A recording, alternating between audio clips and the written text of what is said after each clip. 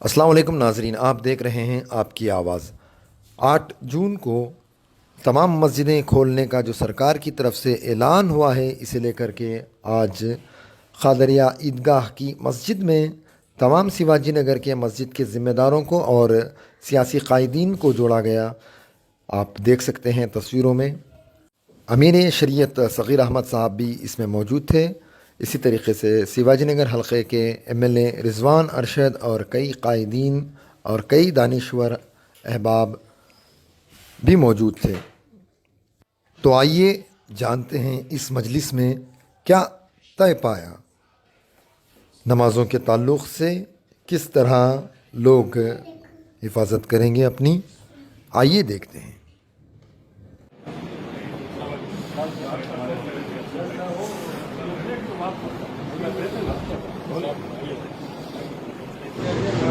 تھوڑا روشنی ہو کر ذرا آگے بسم اللہ الرحمن الرحیم۔ الحمدللہ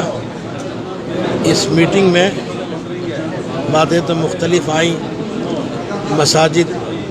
کے کھولنے کا جو فیصلہ حکومت کی جانب سے آیا تھا، اس سلسلے میں مثبت پہلو بھی آیا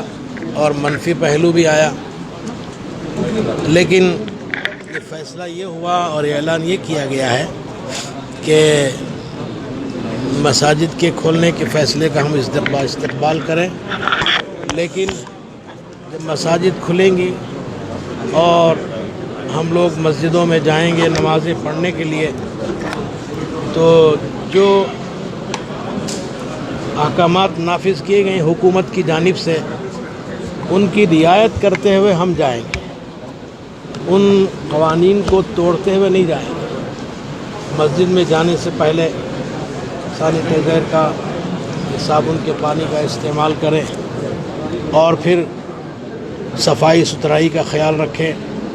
اور لوگ اپنے گھروں سے وضو کر کے جائیں،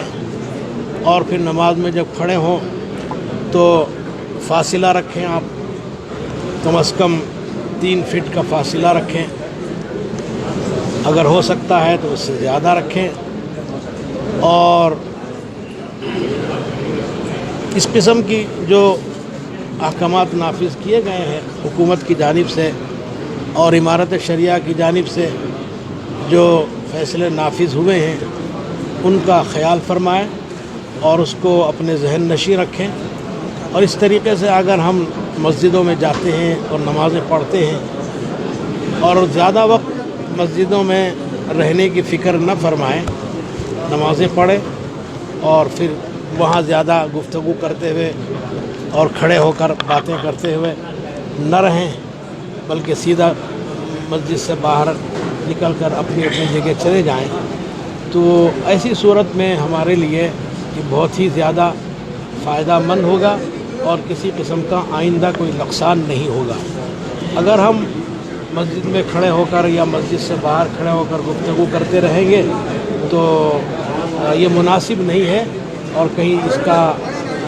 حکومت اس کا غلط فائدہ نہ اٹھائے، اس لیے آپ حضرات اس کا خصوصی لحاظ فرمائیں۔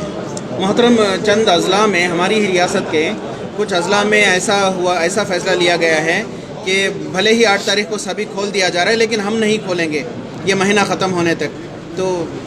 اس تعلق سے اگر وہ نہیں کھولتے ہیں تو پھر ان کا الگ خیال ہے، ہم اس بارے میں کچھ نہیں کہیں گے، ان کا اپنا خیال ہے، اس بارے میں نہیں کہیں گے۔ جی، مساجد کے اندر جو وضو خانے ہیں جہاں پر حوض ہے، کیا حوضوں کا استعمال کیا جائے گا؟ حوض کو ہم نے پہلے ہی